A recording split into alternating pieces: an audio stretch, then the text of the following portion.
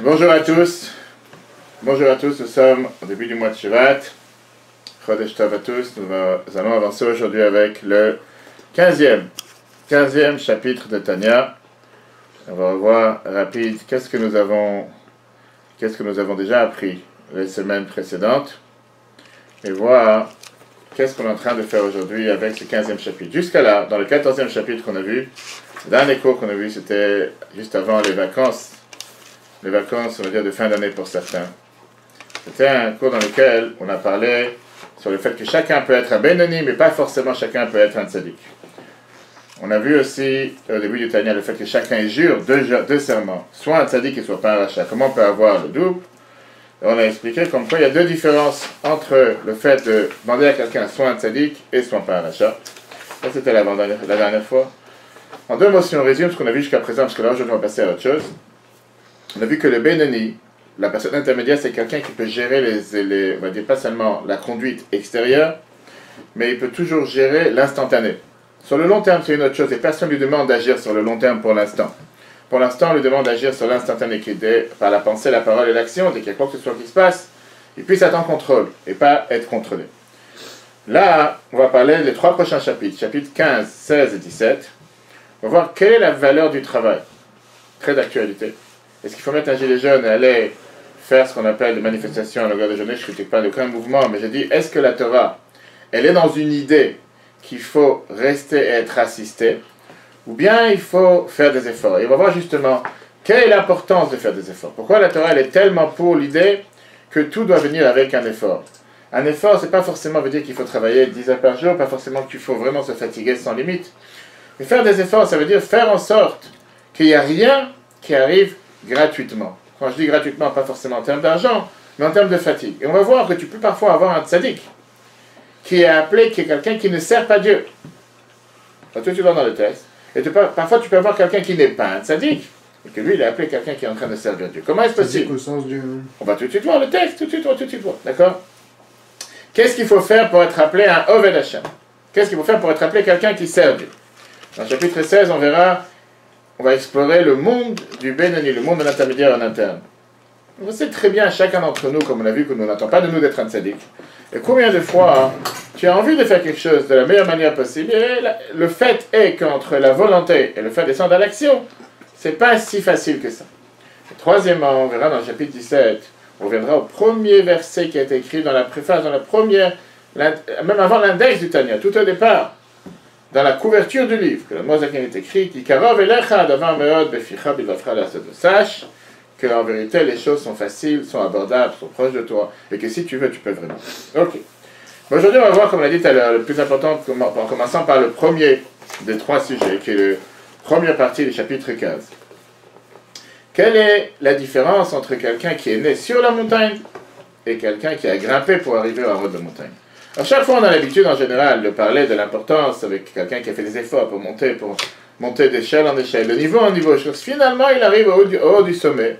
Et quand il arrive au haut du sommet, il voit un petit enfant qui est là, il dit, comment t'as fait? Moi, j'ai mis des heures et des jours à m'entraîner en salle de sport, tout ce que je pourrais arriver. Et toi, tu es déjà en haut. Fait la différence avec toi et moi, c'est que moi, je suis né ici. C'est ce qu'on explique, en général, pour montrer l'avantage de cet enfant qui est né ici. Aujourd'hui, on va parler différemment.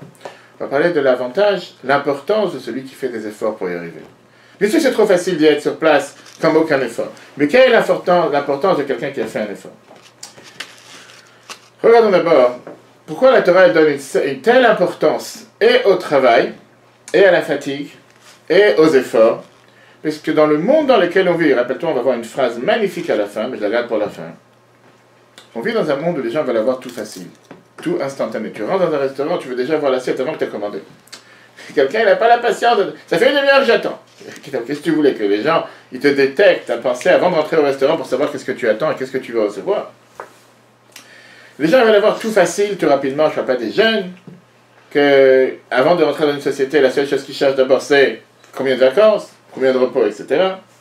Et les gens, ils préfèrent ne pas avoir de combat, ne pas avoir de guerre, ne pas avoir d'épreuves, ne pas avoir de fantasmes, ne pas avoir d'idées. Et surtout quand on parle pour le service de Dieu, pourquoi pas avoir les choses faciles? Pourquoi que les choses ne se passent pas de manière facile, cool? Pas avoir d'envie, pas avoir de désirs négatifs, pas vouloir faire des choses qui ne sont pas exactement ce qu'il faut faire, que tout. Comme on dit en hébreu, Shakol Zorem. que tout va avec le courant. Et sur ce mot, on va en parler tout à l'heure. Est-ce que c'est bien d'aller avec le courant? Ou parfois, la preuve même que tu es vivant, si c'était capable d'être contre-courant. Ok. Puis la Torah te donne une définition, une règle générale. Adam, le Hamal, Yulad. Un homme est né pour le travail. Qu'est-ce que ça veut dire pour le travail? Ça veut dire que Dieu, il attend de toi, d'un être humain, homme ou femme, de se fatiguer. Dans le terme Avodat Hashem, qui veut dire service de Dieu, la Torah, elle attend que tu sois plein de hashka, plein d'efforts. Et on va voir deux raisons. Comment on appelle quelqu'un qui ne sert pas Dieu, quelqu'un qui ne se fatigue pas. On va voir différents personnages et on va dévoiler qu'au final, une des raisons pourquoi Dieu il attend de nous de faire des efforts, c'est pour nous donner beaucoup plus de valeur et beaucoup plus de mérite. Et qu'en réalité, quand on se fatigue et quand on fait des efforts, le mérite est 1000 fois plus grand. Le cours aujourd'hui est divisé en 3 parties.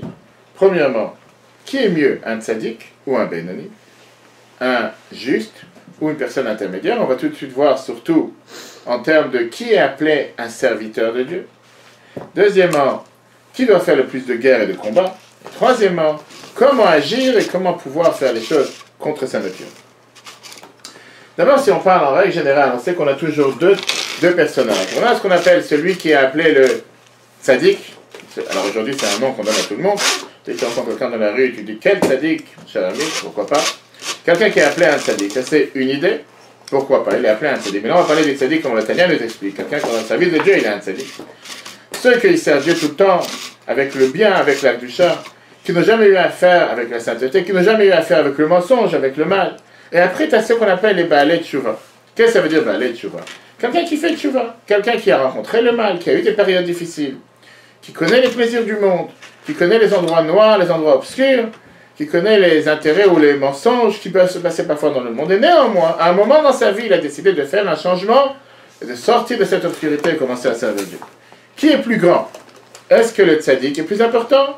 Ou est-ce que le Benoni, ou le Baal Tshuva, pardon, est plus important? Et si tu dis que l'un ou l'autre est plus important, donne-moi les raisons pourquoi. Vas-y, à toi de jeu. Qui est le plus important? Qui a le plus de valeur, on va dire? Ou pas seulement, on ne va pas maintenant parler en termes de salaire ou de récompense, on parle en termes surtout de important. Il n'y a pas de valeur, ça veut dire que chacun a ses efforts à fournir. Même le tzaddik. Quel effort il a à fournir? Il a à fournir des efforts. Il n'a aucune pulsion, il n'a aucun désir, il n'a aucune démangeaison, il n'y a rien qui le dérange, tout va bien. Mais il a des choses supplémentaires à rajouter pour se rapprocher de Shem au quotidien. C'est pas le contraire, mais en termes de combat. De diffuser la Torah. Très bien, en termes de combat. En termes d'efforts quotidiens. Il passe devant une boulangerie aujourd'hui. Boulangerie qui est en bas de chez lui, où ils vendent les plus beaux gâteaux, à 10 fois moins cher qu'une boulangerie qui est à 2 km et il y a un repas de cher. Qu'il a cassé son etc. Qu'il n'a aucune. Qu'il n'a rien qui vient se passer. Je te parle aujourd'hui, je ne parle pas sur le long terme, je te parle au moment précis. Prends l'exemple que je te donnais. Je passe devant une boulangerie, je sais que je peux acheter ce gâteau qui me coûte 3 fois moins cher, qui est 1000 fois plus bon, on va savoir. Je sais que ça me prend des fois 2 heures ou 1 heure. On dit, mais peu importe le temps pour aller vers une boulangerie qui est chère, ou parfois je ne vais pas forcément être traité comme il faut. Peu importe. Et là-bas, 1000 fois moins cher. L'un, il a ce débat interne. Est-ce que je rentre ou je ne rentre pas? Est-ce que je fais l'effort d'aller encore 2 km en plus? C'est bon. L'autre, il n'a aucun débat. Il n'a aucun problème, il n'y a rien qui me dérange. Tout va bien. Tout va bien. Il a un autre travail. Je n'ai pas entendu. Il a un autre travail. Donc, est-ce qu'on peut juger la même action de la même manière? Non. Donc, je te demande au jour d'aujourd'hui, l'un, il a eu combien de combats internes et combien de difficultés internes pour essayer de surmonter ces épreuves, et l'autre, il n'en a pas eu. Ça, c'est très bien. Regardons d'abord, mettons les deux côtés de la balance. D'un côté, les tzadikim. Un service de Dieu, c'est un service facile, pur, simple, sans souvenir du passé, sans mauvaise expérience. Leur attachement avec Dieu est lisse et pur. C'est ce qu'on appelle en général glatt. Qu'est-ce que ça veut dire glatt? Khalat, lisse. Il n'y a pas d'embuscade, il n'y a pas d'empêchement, il n'y a pas de difficulté. Zézorem, le courant, ça avance, c'est rien. De l'autre côté, tu as les Baalei Tshuva. Un Baalei Tshuva, c'est quelqu'un qui se bat sans arrêt. Sans arrêt, il a des combats. Et c'est ce que la Zakat te dit, Yitronaor mitor hachosher, que la supériorité de la lumière vient de l'intérieur de l'obscurité. Chachamim t'ont dit qu'un endroit où Baal Tshuva se tient. Et un tzadikim gmurim yuchlim lamod, un tzadik on ne peut pas se tenir. Pourquoi? Parce que quand le lien avec Dieu, c'est pas un lien qui est acquis. C'est pas un lien qui est venu facilement. C'est un lien qui est difficile. Et surtout que je sais que j'ai la possibilité de faire autre chose. Oui, à la place d'aller Shabbat à la synagogue, je peux faire autre chose. À la place de sortir samedi soir, je sais pas, à un cours de Torah, je peux faire autre chose. Et néanmoins, je ne le fais pas. Et je choisis de me battre contre mes pulsions, contre mes mauvais penchants, contre quoi que ce soit m'attacher avec Dieu. Il y a un avantage que tu ne peux pas déconsidérer, beaucoup plus important que par rapport à un tzaddik qui n'a pas tous ces combats. L'idée de tzaddik et Baal Tshuva, le problème il est, c'est que nous on s'imagine qu'on parle des gens qui ne sont pas les nôtres. On parle des gens qui sont excentrés, qui sont totalement différents. Mais en réalité, vient l'Admor Hazaken et t'explique comme quoi que même chez les tzaddikim, même quelqu'un qui est né religieux, même quelqu'un qui est né pratiquant, même quelqu'un qui est religieux de naissance, il a aussi ce combat à l'intérieur. Il a aussi cette idée, il a aussi ce débat qui est à l'intérieur. De l'autre côté, celui qui fait tchouva, c'est quelqu'un qui connaît la situation, qui connaît le problème. Et néanmoins, il a choisi de se rapprocher de Dieu. Puisqu'il a choisi de se rapprocher de Dieu, ses efforts sont beaucoup plus importants que l'effort d'un tzaddik, et ça, tu ne peux pas le rabaisser, tu ne peux pas le déconsidérer, et tu ne peux pas dire que tzaddik, il a un niveau plus important. Les efforts ne sont pas les mêmes. Très bien. Ce même problème, entre tzaddik et Baal Tshuva, on va le voir dans ce chapitre, qui est le même problème qui existe entre un tzaddik et un benoni. Tout le Sefer HaTanya qu'on a parlé plusieurs fois parle sur l'importance de différence qu'il y a entre un tzaddik et un benoni. Le tzaddik est la personne intermédiaire. Le tzaddik, c'est quelqu'un qui fait que du bien, qui n'a pas de mal. Ça se peut que dans le passé, il avait un mauvais penchant, mais la guerre, il a gagné, aujourd'hui, il n'a plus rien à faire avec le mal. Tu viens, le benoni, c'est quelqu'un qui a un mauvais penchant. Benoni, c'est quelqu'un qui a un challenge, qui a un défi sans arrêt, qui essaie de tout faire pour le faire tomber. Et néanmoins, il réussit à se renforcer. Si je compare les deux, ça dit qu'elle a beaucoup mieux.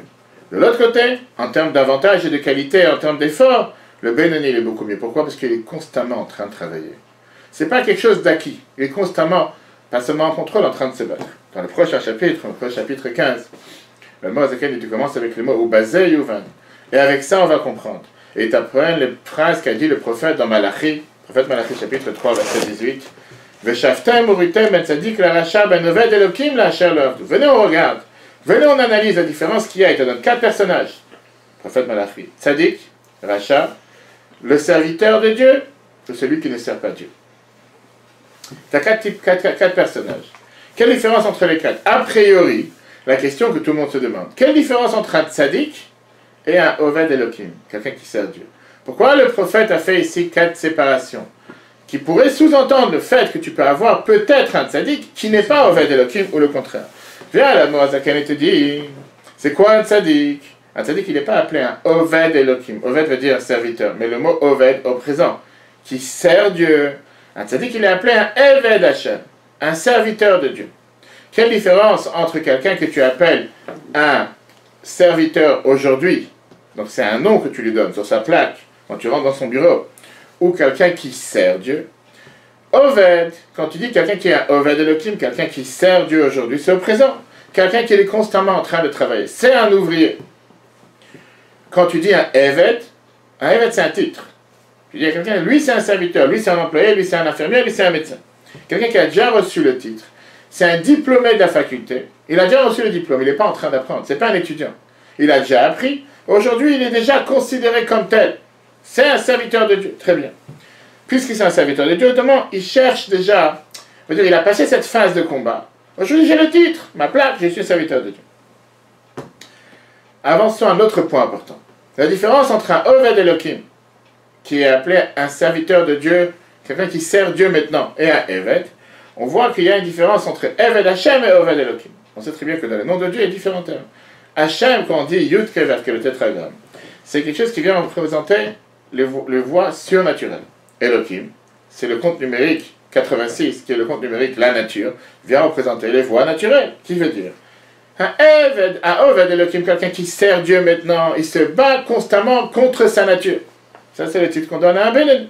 Un Eved Hashem, c'est quelqu'un qui servait Dieu, il a déjà dépassé les lois de la nature, il ne se bat plus. Différent. Donc, si je dois rassembler les 4 titres en 2 personnages, le benoni, celui qui est l'intermédiaire, il sera considéré comme un Oved Elohim, il sert Dieu, parce qu'il a un mauvais penchant, il se bat constamment, sans arrêt, sans limite. Et ça, c'est ce que ça veut dire d'ailleurs le travail. Quand tu dis Oved, ça vient du mot Avoda. Avoda, ça veut dire travailler. Quand quelqu'un, il se bat sans arrêt avec toutes les difficultés qu'il peut avoir, internes ou externes, il est en train de se battre, il n'a pas fini le travail. Tu vas me dire jusqu'à quand? Jusqu'à 120 ans, c'est son combat. Le tzaddik, c'est un Eved Hashem. Aujourd'hui, il n'a plus de travail, il n'a plus de combat interne. Aujourd'hui, il est que dans l'Akdusha. Maintenant, je te demande une question. Réfléchis avant de répondre, comme d'habitude. Qu'est-ce que tu aurais préféré être? Si tu as le choix. Dieu vient te voir et te dit, tu as le choix. Tu peux être un Eved Hashem ou un Oved Elohim. Tu peux être un attitré serviteur de Dieu, ou tu peux être une personne qui sert Dieu. On va pas essayer de mal ou de bien. Qu'est-ce que tu choisis? Vas-y, réponds. Moi, je choisis la facilité. Hein? Moi, je choisis la facilité. T'es pas extraterrestre, parce que c'est ce que tout humain aurait voulu. Tout humain aurait voulu naître en tant que tzaddik, n'est-ce pas? Pourquoi avoir ces casse-têtes, ces ennuis, ces combats à longueur de journée? Laisse-moi vivre! Les mauvais penchants, regardez comment il dit la demande. Père avec le 15e chapitre basé, Yuvan, tous les chapitres précédents et les cours précédents peuvent être revus sur l'application eTorah, E-T-O-R-A-H, sur Google et Apple pour le télécharger et partager. Chapitre 15, numéro 1. Basé Yuvan, avec ça on comprend, tout ce qui est écrit, Veshaftem, Uritem, Ben Sadik et Racha, venez voir quelle est la différence qu'il y a entre un Sadik et un Racha, Ben Oved, Elohim, Racha, Oved, entre quelqu'un qui sert Dieu et quelqu'un qui ne sert pas Dieu. Chez Fresh, quelle est la différence? Ben Oved, Elohim, le Tzadikou. Quelle est la différence entre quelqu'un qui sert Dieu et quelqu'un qui est un Tzadik? Chez Oved ou Racha Oved? Quand je te dis Oved, veut dire au moment présent. Shuben Tzavoda, il est en train de travailler. Chez Milchama Imayet Sarara, que ça c'est la guerre qu'il a avec le mauvais penchant. Les Gaber Alav, de se renforcer. Ou le Garshom Me'aïr Tana, et de le renvoyer de cette petite ville qui est le corps. Chez Loïc Labesh Vevragouf, il est en train de se battre constamment pour que le mauvais penchant ne va pas s'habiller, ne va pas le contrôler. Tous les membres du corps, pensés par alerte. Chez où? Behemet, la loi Zakan a dit qu'il a réfléchi des fois 6 semaines pour mettre un mot ou une lettre. C'est en vérité Avoda ve'amal gadol et lachembo. C'est un travail, il y a une énorme fatigue de se battre dans le mauvais penchant, tamid, continuellement. À la fin, tu en as marre d'être fatigué à la fin. Combien de fois tu as des gens qui s'en lassent? Je ne veux plus me battre, j'arrête, ça fait 5 ans, 10 ans, j'en ai marre, accepte les choses comme ils sont, j'ai plus la force de me battre, laisse-moi tranquille. La loi Zakan dit ça, c'est le Bénéni. Le Bénéni, c'est quelqu'un qui est en contrôle et qui sait que je vais à la guerre éternellement. Va la tzaddik, vient le tzaddik. Et lui, il est appelé Eved Hashem. Il est appelé un serviteur de Dieu. Beshem Hator, avec ce nom qui vient le définir en tant que. Il a la plaque sur sa porte, je suis serviteur de Dieu. Qu'est-ce que ça veut dire? Que moi, Shem Chacham, quand tu dis quelqu'un, il est Chacham, il est intelligent, au Melech, il est un roi. Tu dis pas qu'il est en train de devenir intelligent, il est en train de devenir le roi. Il est devenu. Shekvana sa Chacham au Melech. Il est déjà devenu intelligent ou un roi. Car c'est pareil, c'est tzaddik quand tu l'appelles Eved Hashem, serviteur de Dieu. Avad Vegamar, le Gamri, il a déjà terminé totalement. Avodat Amilchama, le combat qu'il a eu, Imara avec le mal. Ad qui va y gâcher, c'est ce qu'il a renvoyé. Voyez, le mal a disparu, comme David Amelech, le roi David, il dit Velibo Chalal Bekirbo. Son cœur est entier à l'intérieur de lui. Qui veut dire, il est parfait, il n'a plus ce mal, le mal a totalement disparu. La valeur du travail, la valeur d'investissement, la valeur de se battre à longueur de journée, pas forcément parce qu'il y a des forces du mal qui veulent, mais de faire des efforts pour obtenir quoi que ce soit, c'est une des valeurs premières de la chassidoute en général. C'est une des valeurs premières de la chassidoute et chassidoute Chabad en particulier. Dans la chassidoute, on explique énormément la valeur du travail, la valeur de l'effort, contrairement à tout ce qui arrive et tout ce qui vient facilement. Deux histoires que je racontais sur le Tzemar Tzadek, qui était attaché avec son grand-père. Le Tzemar Tzadek était le 4e rabbi de Chabad, qui était attaché, le 3e, pardon, attaché avec son grand-père, le Admour Azaken, qui montre et qui parle de la valeur du travail et de l'investissement dans le service de Dieu, mais c'est valable pour tout.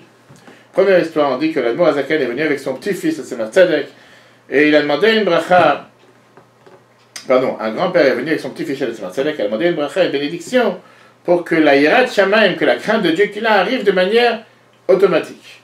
Que ce soit un enfant, tu punis cet enfant, qu'il soit Yirat Shamayim, qui craint Dieu, on demande toujours, qui pourra servir Dieu sans combat, sans casse-tête, sans ennui. C'est Marcel qui lui a dit la phrase suivante. Ça fait 50 ans que mon grand-père, l'Admour Azaken et moi, on se bat pour que chez les chassidim, c'est les disciples de la chassidoute, rien vienne de manière automatique, seulement avec effort. Et toi, tu me demandes ici une bénédiction de voir Yirat Shamayim facile. Et à l'évêque, comme on dit, on aurait bien voulu toutes ces choses pareilles, mais ça ne marche pas dans cette. Deuxième histoire, c'est sur le Tzemar Tzadek lui-même. Une fois, son grand-père, l'Admour Azaken, il a dit, j'ai envie de te découvrir certains codes secrets de la Torah, le plus grand secret de la Torah. De manière que, au lieu de te fatiguer à les obtenir facilement, gratuitement, avec des efforts, je veux dire, de ta part, que tu puisses te connaître, tu auras tous ces codes, tu comprendras les choses facilement, sans mettre d'efforts. L'Admour Azaken dit, je ne suis pas d'accord. Parce que j'ai envie de me fatiguer pour comprendre la Torah. Je n'ai pas envie que ça arrive de manière facile. Après, il a dit, je regrette. Parce que si j'aurais reçu déjà ce qu'il m'a donné de manière facile, j'aurais pu continuer à avancer encore beaucoup plus haut. Si les premiers codes secrets, je les aurais déjà eu, j'aurais pu m'avancer encore plus. Parce que la Torah, elle est limitée. La Torah, elle est large, sans limite. Comme la mer, on peut avancer. Ok, ça c'est la première partie. Donc on a ici deux personnages. On a celui que tu considères quelqu'un qui sert, quelqu'un qui a servi, quelqu'un qui est appelé en train de servir. Maintenant la question est la suivante. C'est une question qui dérange et qui fâche beaucoup de gens religieux. Est-ce que ça existe un religieux qui peut être appelé, qui ne sert pas Dieu? Et ça n'a pas de sens, parce que si religieux veut dire quelqu'un qui est pratiquant. Viens à l'Admorazaken et va te démasquer ce religieux, en te disant que tu peux avoir quelqu'un qui met les tefilines tous les jours, qui prie, qui fait Shabbat, mais qui ne sert pas Dieu. Il n'est pas un Oved Elohim. Et de l'autre côté, tu peux avoir quelqu'un qui n'est pas religieux, et qui est appelé à Oved Elohim qui sert Dieu. Comment est-ce possible? Découvrons. A priori, une fois qu'on a vu la différence qui existe entre un tzaddik, quelqu'un qui est injuste, et un Oved Elohim, quelqu'un qui sert Dieu. Maintenant, analysons la deuxième phrase qu'il a ramenée du Navi Malachi, en te disant la différence que tu as entre un Oved Elohim, la Asher lo Avad, quelqu'un qui sert Dieu, quelqu'un qui n'a pas encore servi Dieu. Si je prends la première phrase, quelqu'un qui ne sert pas Dieu, comment on l'appelle? Un rachat. Tu ne pratiques pas la Torah, les mitzvot. Tu n'es pas un tzaddik, tu es bien bénédicte, tu es un rachat. Viens l'Admorazaken et t'explique que par rapport à ce que l'Agmara a dit, tu peux avoir quelqu'un de religieux qui n'est pas un Oved Elohim, qui ne sert pas Dieu. Comment est-ce possible? Comment est-ce possible d'être appelé non religieux et ne pas servir? Religieux et ne pas servir Dieu.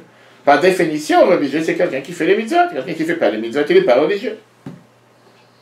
Viens l'Admorazaken te met ici la barre très haute, et ça c'est l'avantage qu'on apprend dans le Tanya, que pas tout le monde a la même guerre avec son mauvais penchant. Tu as différents personnages, et parfois dans la même famille, entre parents, enfants, entre mari et femme, que le combat interne que chacun doit passer est totalement différent. Tu as quelqu'un qui doit se battre à longueur de journée à ne pas parler des mauvaises langues, pas avoir une mauvaise langue, j'en aurai, peu importe ce que tu veux appeler ça. Tu as quelqu'un qui n'a aucun problème avec une mauvaise langue. Mais tu as quelqu'un que lui, sa difficulté, c'est de garder ses yeux, faire attention qu'est-ce qu'il regarde, qu'est-ce qu'il ne regarde pas. Tu as une personne qui n'a aucun problème avec ces choses-là, mais il a un problème avec la paresse. Avant de se lever le matin, le combat du siècle. Une fois qu'il est en route, une fois qu'il est en mode actif, ça va. Mais avant qu'il se lève, la moitié de la journée, elle est passée. Tu as quelqu'un que même quand il s'est levé, tout ce qu'il a pu faire, se concentrer dans la prière, laisse-moi tranquille. Il y a les portables, il y a les alarmes, il y a les trucs. Tu vois, en Israël, tu vois les gens, ils ont 2 portables, 3 beepers, on dirait les gens les plus busy, les plus occupés sur Terre. Tu te demandes, qu'est-ce que tu es déjà occupé? Qu'est-ce qu'il y a tellement... Et tout doit sonner juste au moment où tu pries. Et pour que quelqu'un se déconnecte, laisse tranquille. Touche pas, il n'y a pas. Il y a Dieu maintenant. Parle avec Dieu tranquille une demi-heure. De la même manière que dans le combat, c'est un combat différent pour chaque personne. Le niveau du combat est aussi différent pour chaque personne. Tu as quelqu'un qui est de nature chaleureuse, de nature chaude, de nature émotionnelle, de nature bouillante, et qu'il faut juste que le fuse n'a pas été placé au bon moment du matin, il peut exploser à 5 heures du matin, donc si on dirait, je ne sais pas ce qui s'est passé, le monde est écroulé. Prends un exemple, un taxi israélien. Tu peux arriver, je reviens d'Israël hier, tu peux voir des fois, tu arrives à Nadba et tu arrives à l'aéroport à 4h30 du matin. 4h du matin. Dans le monde entier, il fait nuit 4h. Tu arrives à Jeff, peu importe où tu arrives dans le monde à 4h du matin. Tu arrives à Paris 4h du matin. Même dans la journée, c'est mort. Mais tu arrives à 4h du matin. Tu arrives, tu entends les klaxons, les trucs, les cigarettes. Et 4h du matin, c'est pas les gens qui vont travailler toutes les nuits. Reste tranquille, respire, tu viens de te réveiller, remercie Dieu. Bref, tu as des gens pareils qui sont avec un tempérament très chaleureux, très émotionnel. Dans chaque chose, ils vont agir avec beaucoup d'émotion et beaucoup d'énergie. Ils peuvent être parfois avec beaucoup de joie, qu'il suffit que tu mets une chanson, tu mets une musique dans un taxi ou dans un bus ou quoi que ce soit, ils se mettent en mode danse, mais le risque de ces personnages, c'est d'avoir une attirance vers parfois les désirs, les plaisirs, qui sont aussi très fortes. Quand il va voir quelque chose qui l'intéresse, il va être comme absorbé, comme un aspirateur par cette chose, il ne va pas pouvoir se retenir, parce que tout chez lui est puissance 1000. C'est pas quelqu'un qui prend les choses de manière froide, calme, il est plein d'émotions surtout. Donc il peut être en plein d'émotions pour des bonnes choses, et parfois, il peut avoir beaucoup d'émotions et beaucoup d'énergie sur des mauvaises choses. Et dès qu'il voit quelque chose, il ne peut pas se retenir.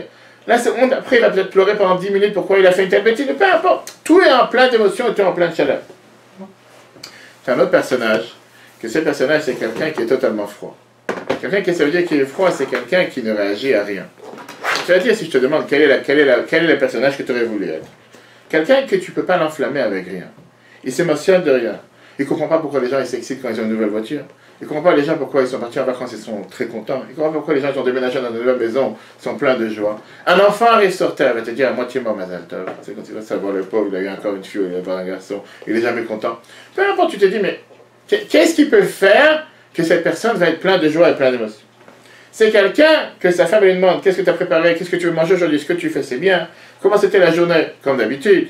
Toujours, c'est monotone, il n'y a rien de particulier. Quelqu'un pareil, c'est quelqu'un qui aime s'enfermer sur lui-même, qui aime apprendre, qui aime lire. C'est quelqu'un qui pourra lire énormément, mais il n'a aucun effort et aucune difficulté à le faire. Pourquoi? Parce que tout ce qu'il fait, c'est de lui-même. C'est naturel. Le reste ne m'intéresse pas. Moi, je voudrais m'enfermer dans un mur, j'ai des livres sur toutes les tables, en train d'apprendre toute la journée.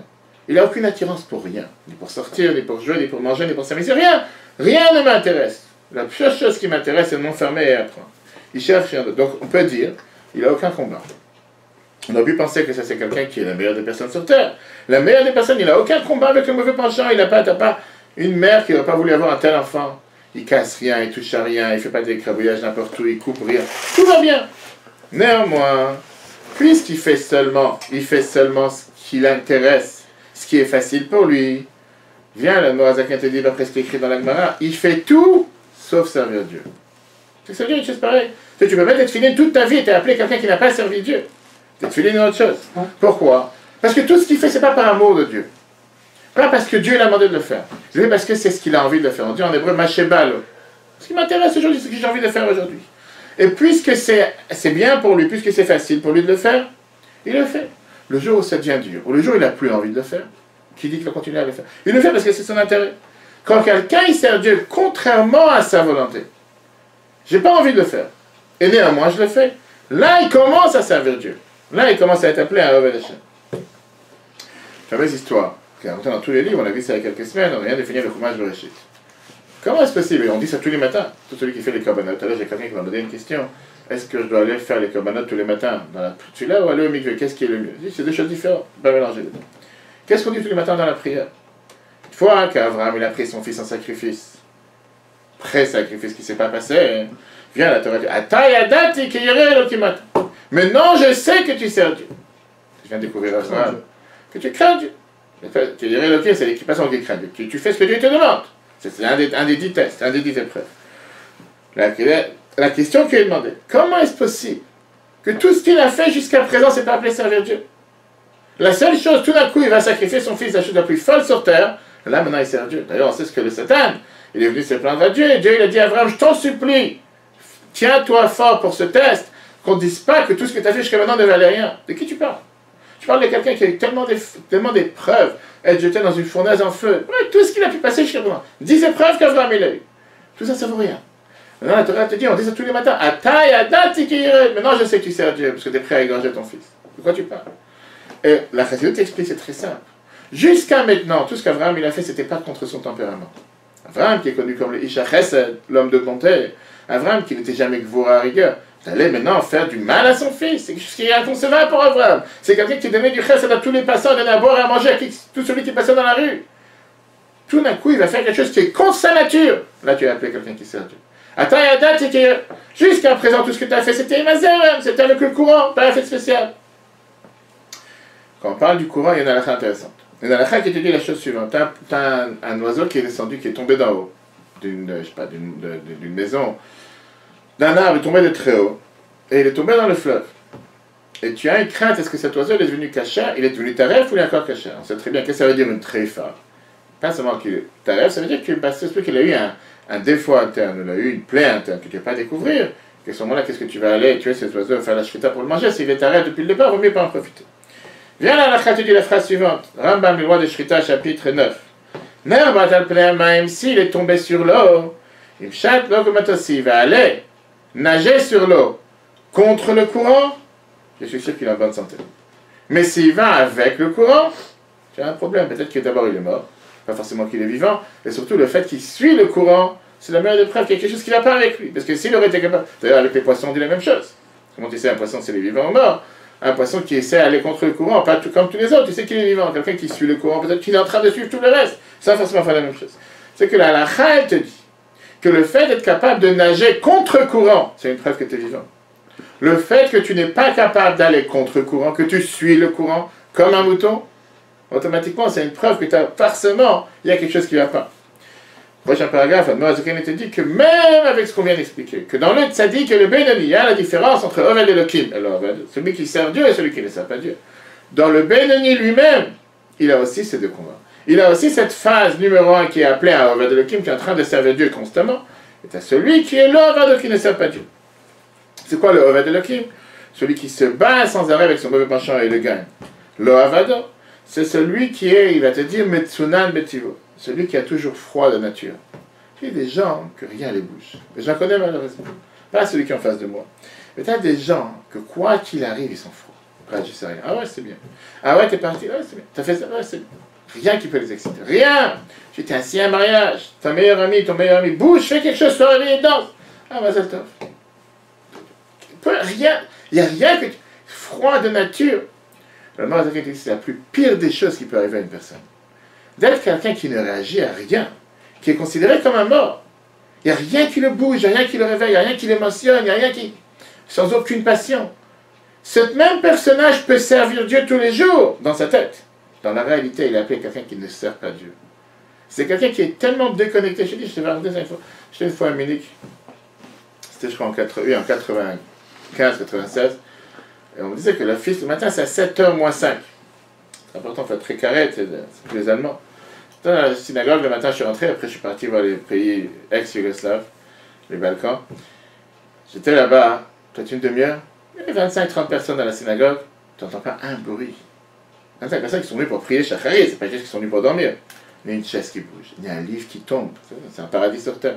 25 personnes en train de prier. J'étais le seul à prier un peu à voix haute. J'avais honte. J'étais le seul différent des autres. J'ai dit, waouh, dans quel monde tu vis? Comment est-ce possible que tu peux avoir une personne qui prie avec une telle froideur? Tu vas dire, ah, pourquoi tu juges? Je suis pas en train de juger. À l'intérieur, ils sont très chauds. On est tous pas des anges. Quelqu'un qui est chaud à l'intérieur. Tu ne veux pas rester une statue, tu ne bouges pas, on ne t'entend pas parler.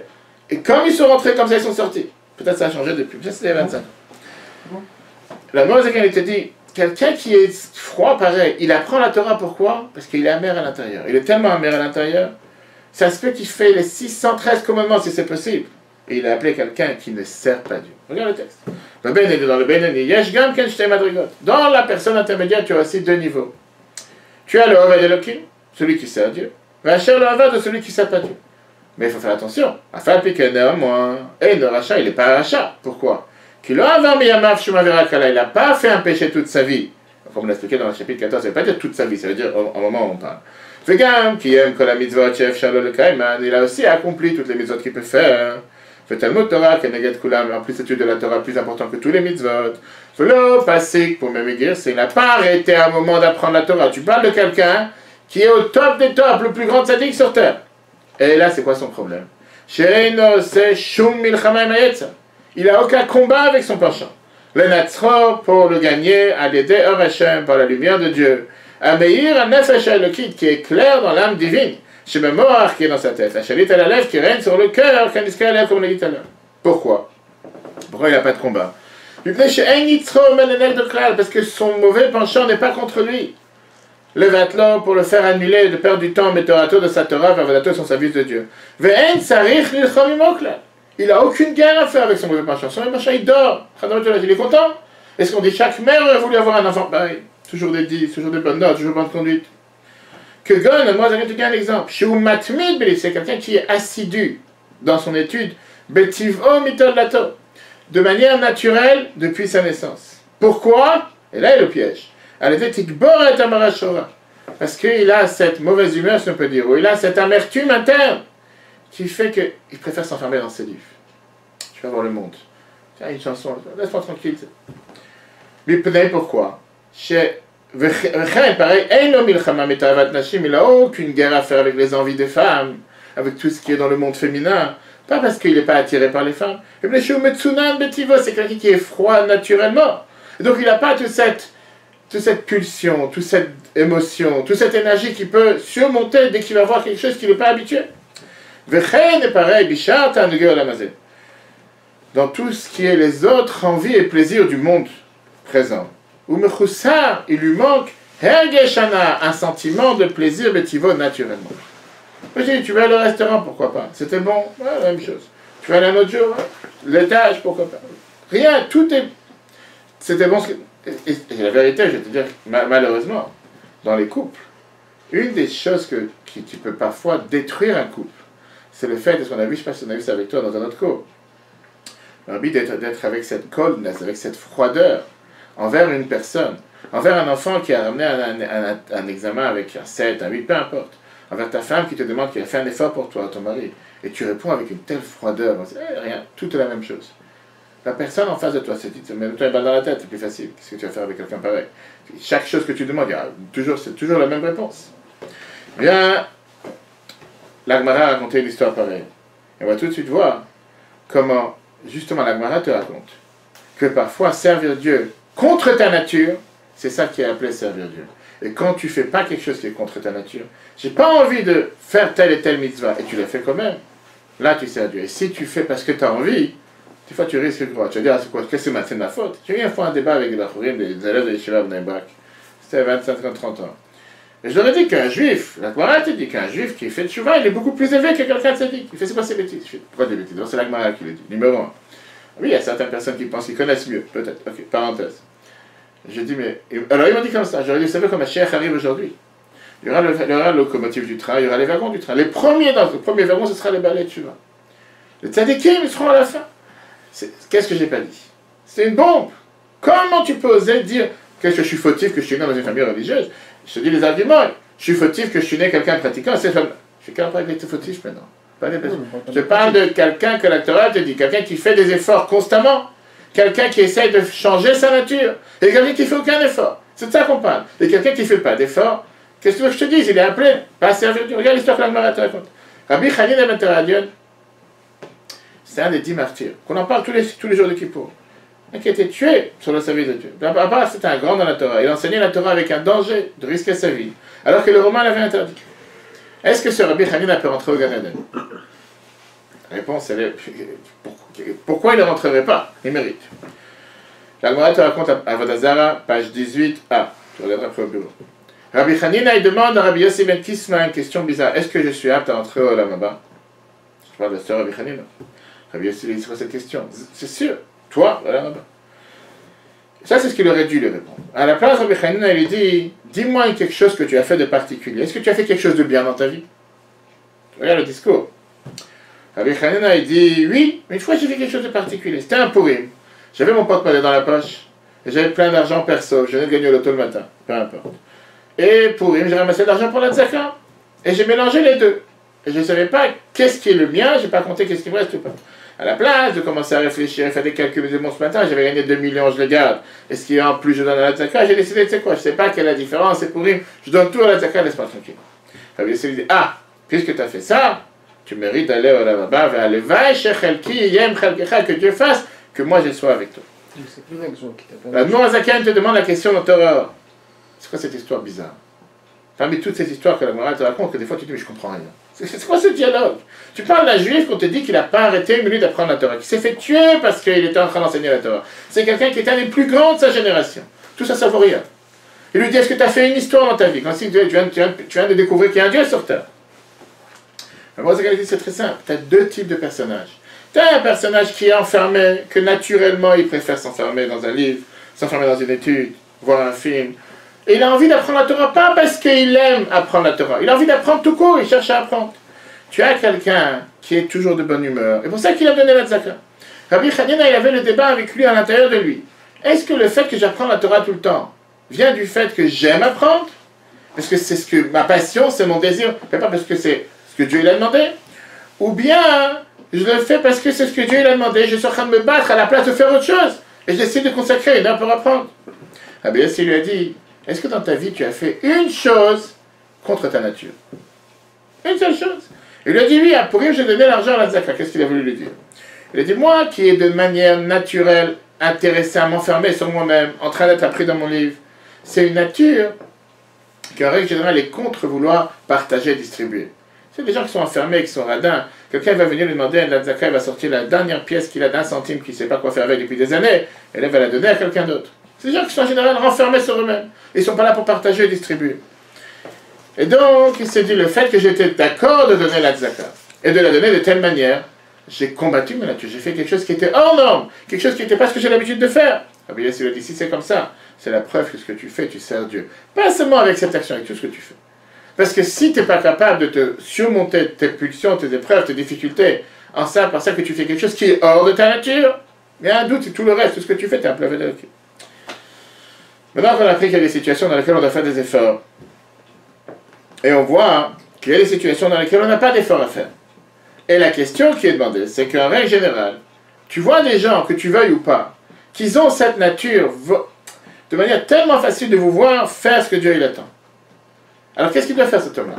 Il doit dire, tu sais quoi, Shabbat, je ne fais plus Shabbat. Comme ça, je vais faire tchouva. Et là, je commence à sentir la valeur. Qu'est-ce que tu veux de lui?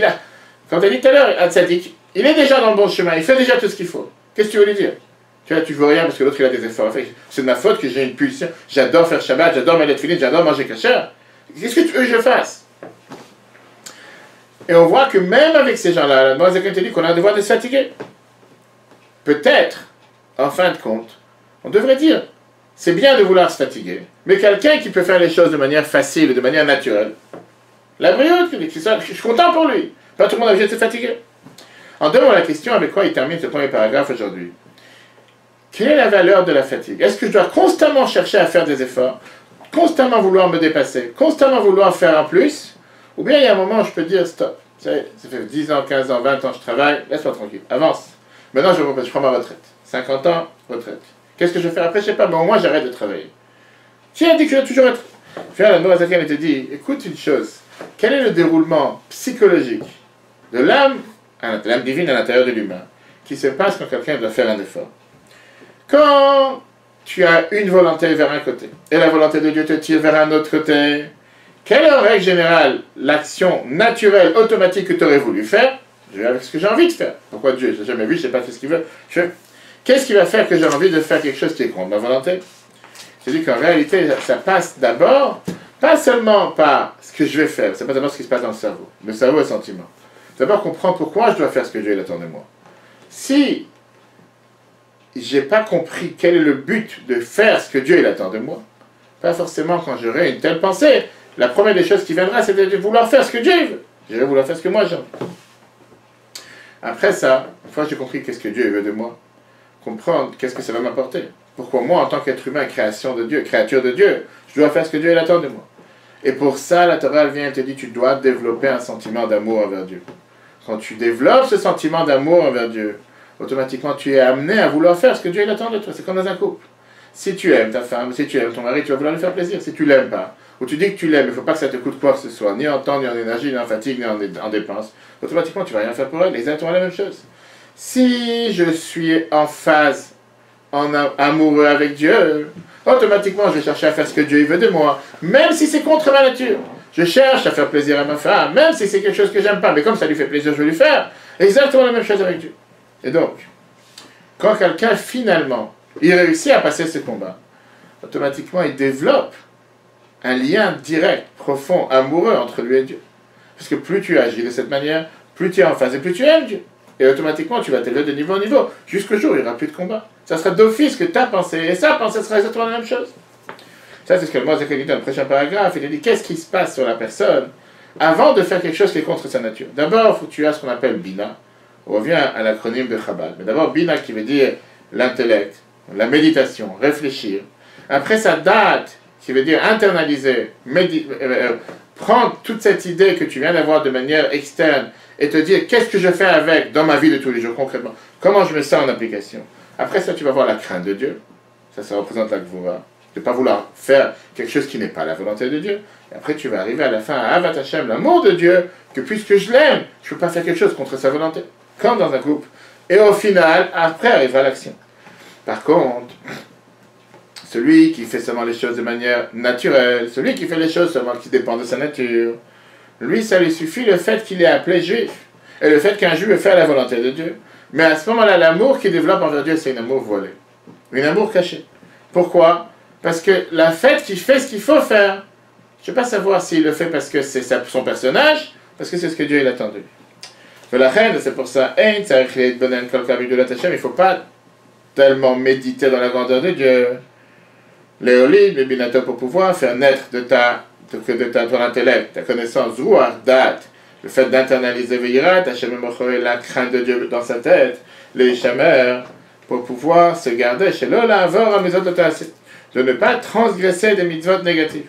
Vavat Hashem Elibo et pouvoir avoir l'amour de Dieu dans ton cœur. Daf Kabo Bekiyom mitzvot pour pouvoir s'attacher en pratiquant les mitzvot. Le Talmud Torah, Keneged Kulam, et bien sûr l'étude de la Torah qui représente toutes les mitzvot. Et là, seulement, pour ce personnage, puisqu'il veut être parfait dans la Torah et les mitzvot, ça lui suffit l'amour caché qui existe de toute façon, Hashem Belef, l'autre Israël, qui est dans le cœur de chaque juif, puisque le peuple est juif. Nikro Aveshmo, on est appelé des gens qui sont des personnes qui aiment Dieu. Mais là, un problème. Pour ça, il ne peut pas du tout être appelé quelqu'un qui sert Dieu. C'est le plus grand pratiquant sur terre. Peut-être qu'il aime Dieu, mais il ne peut pas être appelé quelqu'un qui sert Dieu. Pourquoi? Qui a un vaso à se taire, parce que cet amour caché qu'il a à l'intérieur de lui, c'est pas par ses efforts, c'est pas son travail, c'est pas sa fatigue. Et là, c'est l'héritage, mais de nos parents, l'Ikral Israël pour tout le peuple juif. Donc moi, je suis le Kabbalah, et comme on va expliquer plus tard, le fait que c'est quelque chose qui vient sans effort, c'est naturel, c'est normal, tu es juif, qu'est-ce que je te fasse? C'est de ta faute, tu es né d'une mère juive. C'est normal que tu aies un amour envers Dieu. Mais tu fais quelque chose pour l'entretenir, tu fais quelque chose pour la garder, tu fais rien, tu n'as aucun effort. Tu ne peux pas t'appeler quelqu'un qui sert Dieu. L'autre, c'est un ouvrier, c'est un employé, c'est quelqu'un qui est au service quotidien, qui travaille quotidiennement. C'est du réel. Lui, il ne fait pas aucun effort.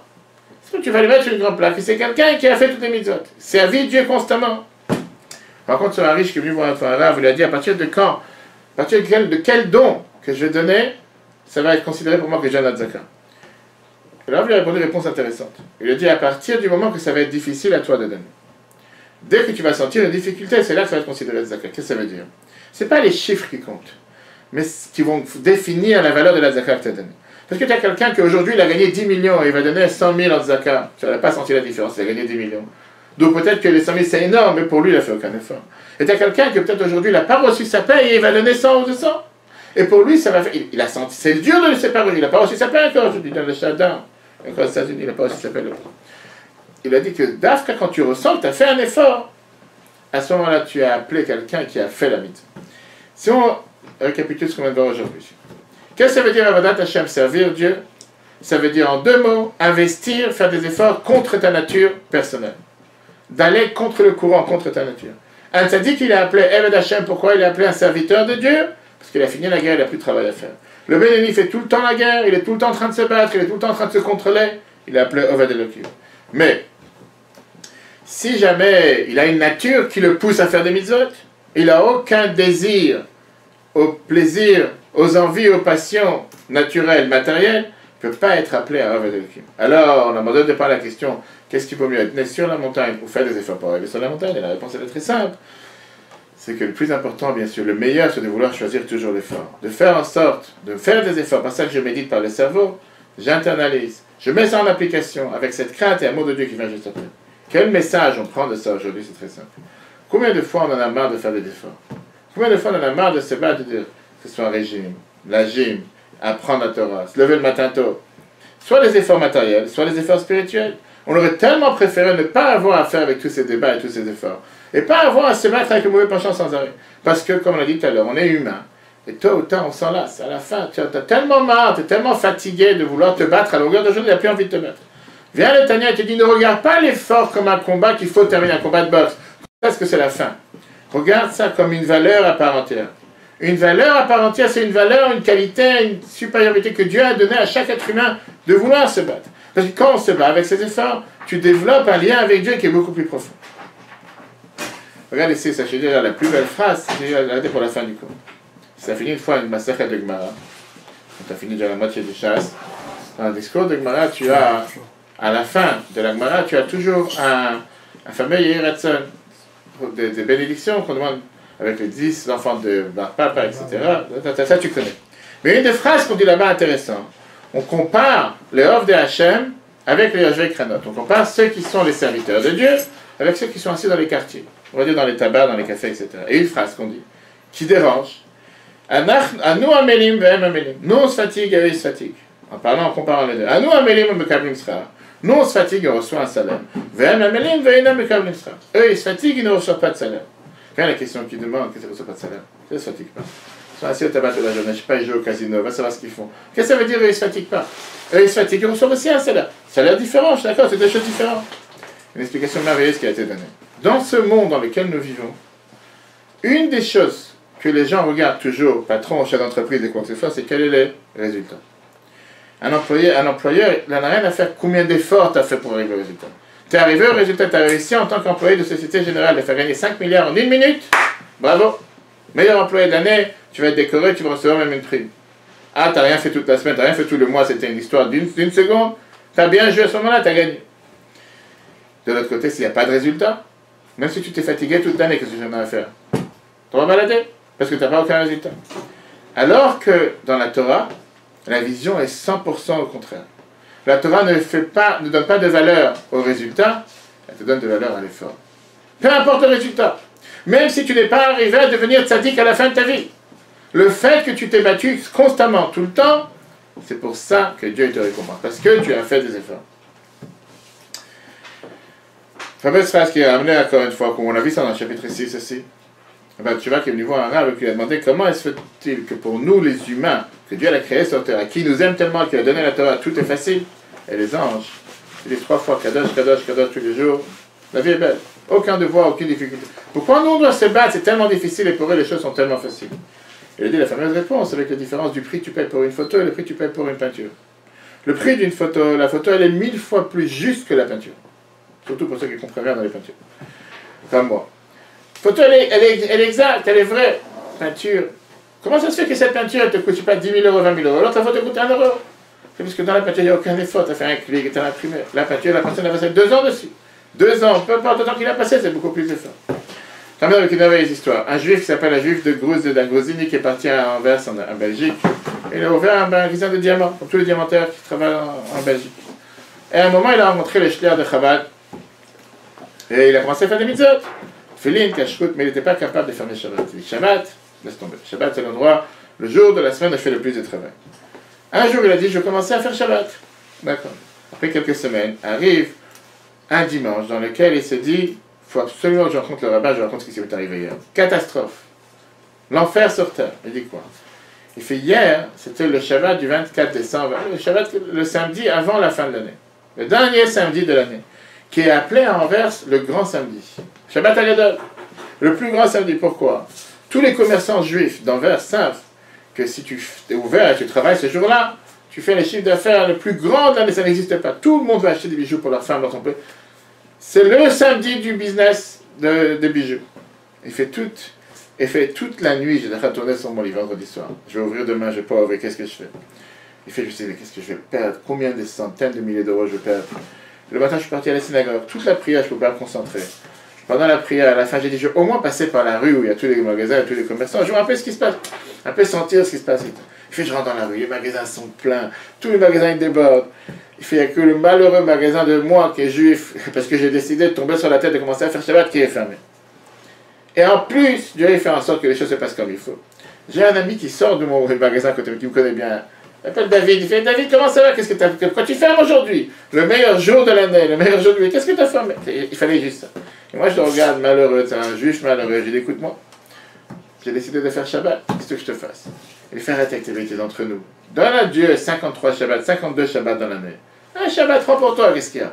Qu'est-ce qu'il est tellement méchant avec toi? Dieu il t'aime bien, regarde, tu lui as donné 52 Shabbats. Un Shabbat, prends pour toi. J'avais presque tenté, je dis bon, je vais à la maison, je prends les clés du magasin, au moins gagner l'après-midi, pas l'après-midi. J'entre à la maison, je fais kidouche. Je m'assois à la table de Shabbat avec ma femme et mes enfants. Dans ma tête, je pense aux colliers, bracelets, les bagues, tout ce qui est en train de se vendre, en train de partir, chaque minute des dizaines. Je me suis dit, laisse tomber. Je pars, je finis kidouche, je vais au magasin. Ça y est, il reste au moins faire quelque chose aujourd'hui. Je me suis dit qu'il fallait que je fasse quelque chose de radical. Sinon, ça n'allait pas marcher. Tout d'un coup, je me suis dit, je me sens pas bien. Je suis parti dans ma chambre, j'ai bu une demi-bouteille d'alcool. J'ai voulu dire le chaim un peu trop, faire pourrir avant l'heure, et je me suis endormi. Et comme ça, je me suis endormi jusqu'à Abzala. Ok. Maintenant, c'est quoi son problème alors? C'est un tzaddik, il n'y a pas mieux que lui. Il s'est dit, tu sais quoi? Je regrette que mon Shabbat vient de se passer comment? En dormant et en étant sous. Et je demande au Rav, est-ce qu'il y a quelque chose pour me pardonner? Regarde, quand on est allé à la qualité d'un bal, tu vois, des gens, des fois je dis clairement, comment tu dois baisser le chapeau devant des gens qui à 40 ans, 50 ans, 30 ans, ils décident de changer radicalement leur mode de vie, plus de porc, plus de boîte de nuit, plus, tout d'un coup de venir dans un système. Tu dis, mais bravo, combien de gens seraient capables de gens religieux seraient capables de faire un tel effort? Il voit que le Sarvatiste qui est en face de lui est en train de pleurer. Lui, il commence à pleurer, il fait, qu'est-ce qui se passe? J'ai vraiment pas d'espoir. J'ai fait un Shabbat si mauvais que Dieu ne me pardonnera pas. Il dit, non! Je ne pleure pas sur l'erreur que tu penses que tu as fait, c'est au contraire. Que moi, je suis jaloux de toi. Moi, je vais te raconter c'était quoi mon Shabbat. C'était quoi mon Shabbat? Je me suis levé le matin, je suis parti au mikvé, je suis parti à la synagogue, j'ai appris tranquillement, j'ai prié. Rien m'a dérangé dans la tête, ni aucune pensée, ni le chiffre d'affaires que j'allais faire. Je suis rentré à la maison, j'ai mangé poisson, viande, chanté les chansons de Shabbat, c'était un plaisir. Maintenant, qu'est-ce que Shabbat m'a apporté? Shabbat m'a apporté un jour de repos, etc. Qu'est-ce que moi j'ai contribué au Shabbat? Zéro. C'est du réel.